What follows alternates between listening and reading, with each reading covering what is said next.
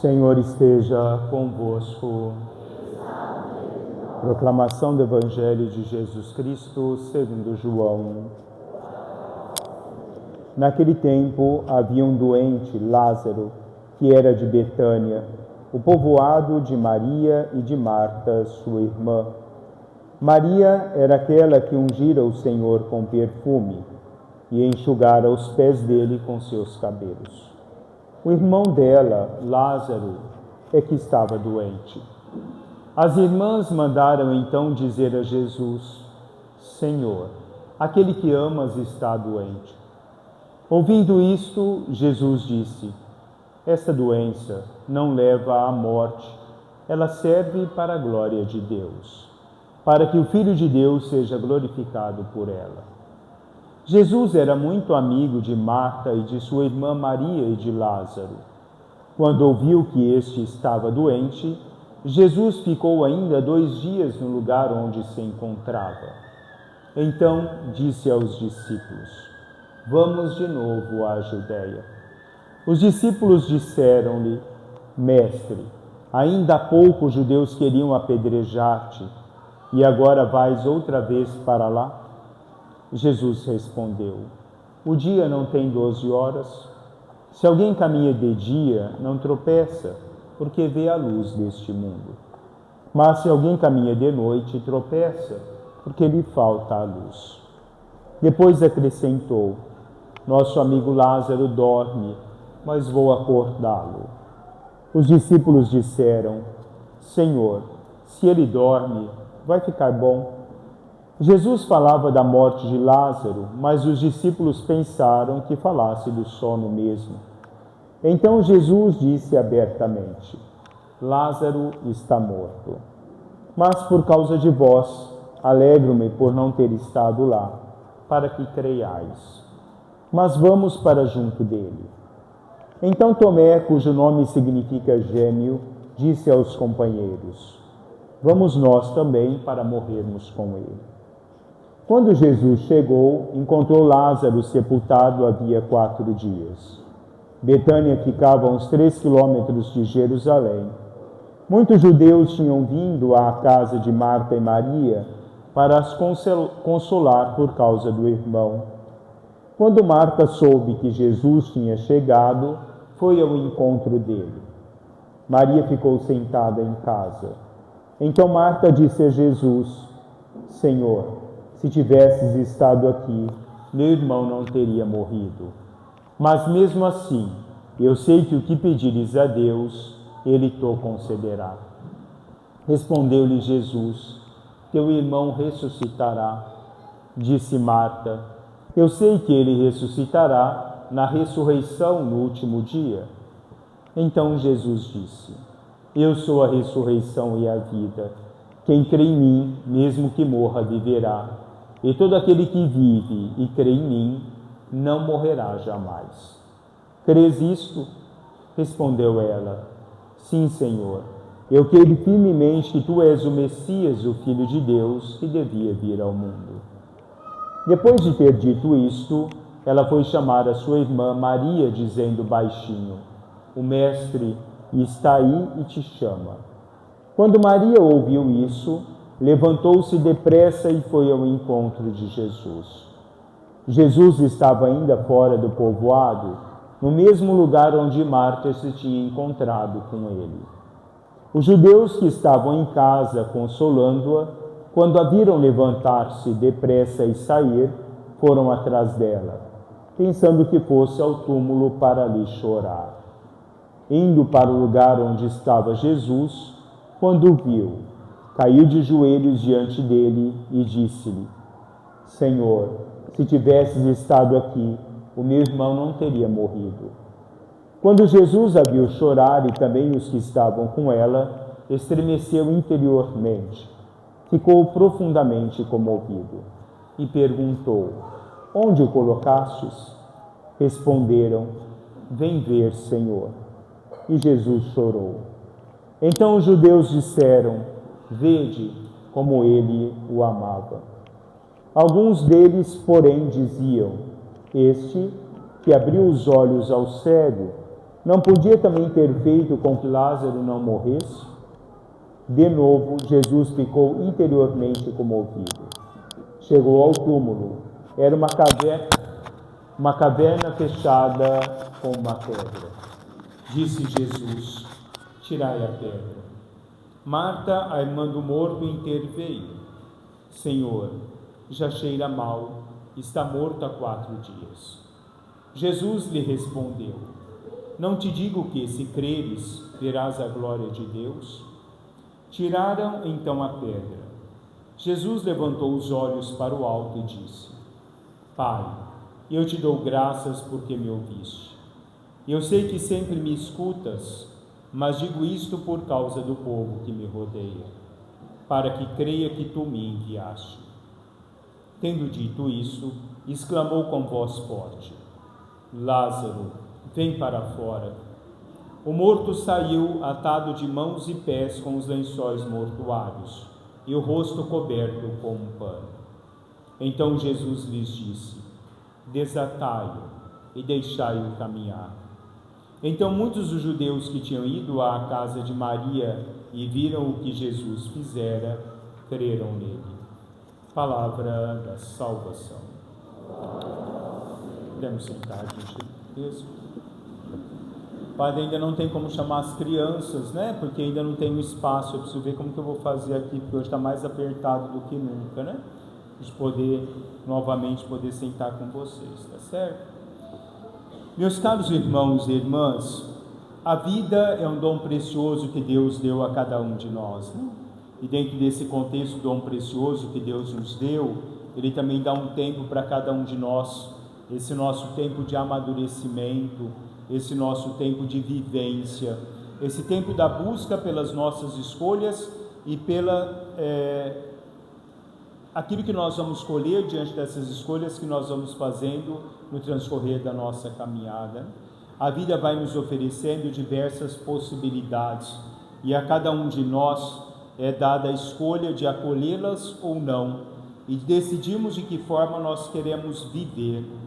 Cora Coralina dizia assim: mesmo quando tudo parece desabar, cabe a mim decidir entre rir e chorar, ir ou ficar, desistir ou lutar, porque descobri que no caminho incerto da vida, o mais importante é o decidir. E de que forma decidimos depende da forma com que nós queremos viver, ou os tesouros que nós vamos descobrindo no transcorrer da nossa vida. A nossa vida, mesmo sendo passageira, ela tem a possibilidade de agregar ou desagregar. Eu tenho a possibilidade da minha vida de construir ou de desconstruir. Eu posso buscar aquilo que é útil, como viver aquilo que é fútil durante o transcorrer dessa minha caminhada, dessa jornada humana. E tudo aquilo que nós vamos escolhendo é o que vai decifrando o que nós pretendemos e de que forma nós pretendemos. Todos nós sabemos que nós passaremos por aqui apenas por um tempo.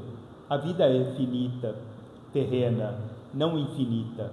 A vida só é infinita diante de Deus, da eternidade que Deus propõe a cada um de nós.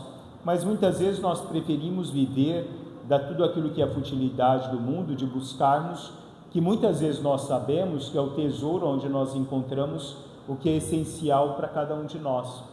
Picasso, ele dizia assim: a maior perda da vida é o que morre dentro de nós enquanto vivemos. Pode ser que nós deixamos Deus morrer dentro de nós enquanto nós estamos aqui. Apesar de que Oscar Wilde dizia: a maioria das pessoas existem, elas não vivem, porque nós apenas existimos muitas vezes. Nós não procuramos a vida, nós não procuramos o sentido daquilo que se proporciona a cada um de nós. Porque para nós basta aquilo que é momentâneo, né? Nós nunca olhamos com o sentido da eternidade, aquilo que nós podemos ter e que agrega a cada um de nós, enquanto eterno, porque para nós desgastarmos daquilo que é finito vale mais a pena do que buscar o que é o eterno. Porque muitas vezes nós questionamos essa eternidade, né? Muitas vezes nós questionamos: será que é verdade? Agora Jesus vai nos dizer, né? Quem crer em mim terá a vida eterna. E nós teremos a vida eterna na medida em que nós cremos em Deus, na medida que a nossa fé seja substancial. São Paulo diz hoje na segunda leitura: vós não viveis segundo a carne, mas segundo o Espírito. Que aqueles que vivem da carne, aqueles que vivem do mundo, aqueles que são espirituais, eles vivem no mundo, mas não num contexto carnal, porque eles buscam apenas o crescimento e o desenvolvimento espiritual num pleno encontro com Deus. As nossas razões na vida que vão determinando de que forma o nosso ser vai sendo construído. Então, o Helder Câmara dizia assim: felizes aqueles que têm 1000 razões para viver. Eu tenho que me perguntar qual que é a minha razão de vida, ou quais são as minhas razões no transcorrer dessa minha jornada humana, nessa passagem humana que eu tenho por aqui num prazo tão finito, num prazo tão curto que nós vamos aqui viver, né? Jesus diz: aquele que quiser ganhar a sua vida vai perdê-la, mas aquele que perdê-la vai ganhar, porque aqui nós vivemos a perspectiva da nossa vida futura, aqui nós vivemos a perspectiva da eternidade. Deus mostra a cada um de nós no ato da ressurreição. Deus mostra a nós que a vida tem a continuidade para aqueles que creem e para aqueles que vivem essa palavra de Deus, procuram no dia a dia colocar em prática essa palavra de Deus. Nietzsche dizia assim: se você tiver amor nessa vida, isso pode compensar muitas coisas que lhe faltam. Caso contrário, não importa o quanto você tiver, tudo será insuficiente. O amor é a base fundamental da vida do homem, né? O amor, ele nos leva às relações todas, e Deus é amor, diz São João. Nós só conhecemos e entramos na conceituação do amor quando nós vivemos Deus, quando nós sentimos Deus, quando nós procuramos Deus. Santa Teresa d'Ávila dizia assim: a vida é um instante entre 2 eternidades, a primeira antes de vir e a segunda quando eu me retorno. A vida é esse intervalo que nós passamos aqui, na busca sensata por aquilo que me dá uma continuidade, uma vida, não sobre o olhar e a concepção terrena, mas a busca que Deus pode dar, a vida que Deus pode dar a cada um de nós. Quando nós nos encontramos com o Evangelho de hoje, nós conhecemos esses 3 personagens que fazem parte de outros contextos dentro da Sagrada Escritura. Marta é aquela que se preocupou com os afazeres e não se preocupou com as coisas de Deus. Mas o olhar de Marta hoje, né? Quando Marta diz a Jesus: eu sei, Senhor, que haverá ressurreição, porque o acreditar em Deus, diz Marta, né? Eu creio em Ti, eu creio na ressurreição, eu creio na vida que se vem pós a caminhada terrena. Marta rejeitou naquele momento, ocupada com as coisas da vida e despreocupada, entre aspas, com as coisas de Deus, né? Hoje nós vemos esse reverso na vida de Marta, né? Marta que faz ali a sua profissão de fé diante de Deus: eu sei que Tu és o Filho de Deus que devia vir a esse mundo, né? A certeza dela de que estar em Deus, viver as coisas de Deus, nos leva à eternidade, esse encontro de um tempo que não se acaba mais. Maria, em 2 passagens diferentes, né? Aquela que lavou os pés de Jesus com perfume, reconhecendo a humanidade de Jesus, mas também reconhece a divindade de Jesus, né? Marta, aquela que se coloca aos pés de Jesus para ouvir o que Jesus tinha a lhe dizer, para ouvir a palavra de Deus. Nos ensina que nós nos colocamos sempre aos pés de Jesus para ouvi-lo, para agregar aquilo que Ele vai nos mostrando no nosso dia a dia. Não nos preocuparmos com as coisas da vida, mas em primeiro lugar nos preocuparmos com aquilo que é de Deus. Hoje Jesus vai ao encontro do irmão que havia morrido, né? E ali tem algo que a gente tira também desse contexto da nossa vida, a humanidade de Jesus, né? Jesus chora, Jesus sente compaixão, né? Jesus agrega a dor daquelas pessoas, porque não diz o texto, ele ficou estremecido com aquele momento que ele viveu, ele ficou comovido com aquele momento que ele viveu, com a tristeza daquelas pessoas com relação à morte de Lázaro, mas sobretudo o sofrimento daquelas 2 irmãs. Jesus se comoveu, Jesus chorou. Veja como Ele amava, né? Porque Deus nos ama. Deus, mesmo nos nossos momentos de dificuldade, Deus é ali conosco. Nos nossos momentos de sofrimento, é Deus conosco. Deus que se compadece do nosso sofrimento, Deus que se compadece das nossas dificuldades. Jesus chora, porque Jesus é conosco diante do sofrimento também. Ali o ato da ressurreição de Lázaro, né? Jesus tira Lázaro do estado de morte e o traz à vida, restitui a ele a vida. Quantas vezes nós somos vivos mortos? em Deus. Quantas vezes nós estamos na sepultura do nosso ser e esquecemos de vir para a vida, de um Deus que cotidianamente nos chama, vem para fora, vem para a vida, vem viver aquilo que eu proporciono, mas nós preferimos muitas vezes estarmos ali, enfurnados dentro das nossas mesmas escolhas, das escolhas que nos levam à morte do nosso próprio ser, não nos leva à vida. Jesus diz, escolhe pois a vida, né? Buscai as coisas do alto, diz ele, lá onde está Deus, o Todo-Poderoso. E nós cotidianamente buscamos as coisas que são da terra, não nos deixamos iluminar por Deus. Santo Agostinho diz assim, a luz que vemos com os olhos não é verdadeira luz. A verdadeira luz é aquela que ilumina a alma. E ele prossegue dizendo, Cristo é a luz interior que ilumina o coração dos homens. Aquele que caminha de dia não tropeça, diz Jesus, né? Agora, aquele que caminha de noite, sim. Quantas vezes caminhamos na noite, quantas vezes vivemos na obscuridade do nosso ser, quantas vezes vivemos dentro dessa sepultura de nós mesmos e não reconhecemos que vivemos e procuramos a nossa própria morte a cada dia, né? A morte do nosso ser, a morte da nossa alma, a morte em cada um de nós. A serva de Deus, Madre Maria de Jesus, ela diz assim, desdobra tuas asas e voa alto, até perder de vista as misérias da terra. Voa à região onde reina a serenidade daqueles que estão vizinhos do céu. Voarmos além da terra, buscarmos a vida além das misérias, além da futilidade humana, da pequenez humana, e nos encontrarmos o que é importante para cada um de nós, que é esse nosso encontro com Deus. Como dizia Santa Teresinha do Menino Jesus, desapeguemos-nos da terra, voemos a montanha do amor. A montanha do amor é Deus, é ali que está o que é verdadeiramente a vida, o que é verdadeiramente a graça para cada um de nós. Nessa última semana nossa da Quaresma, é importante nós nos questionarmos, né? Se nós vivemos ou se nós existimos, se apenas nós nos desgastamos ou se nós nos enriquecemos, olharmos se nós temos voado muito mais do que aquilo que o mundo proporciona, ou se nós estamos vivendo a futilidade do mundo, a perdição do mundo, a degradação da própria alma do ser humano, né? Que nós temos buscado, né? Nós vamos celebrar a ressurreição de Cristo. A ressurreição de Cristo também é a nossa possibilidade da ressurreição. Será que eu sou digno da ressurreição? Será que eu sou digno de uma construção de uma vida que é fundamentada naquilo que Deus proporciona a nós, na busca pela espiritualidade?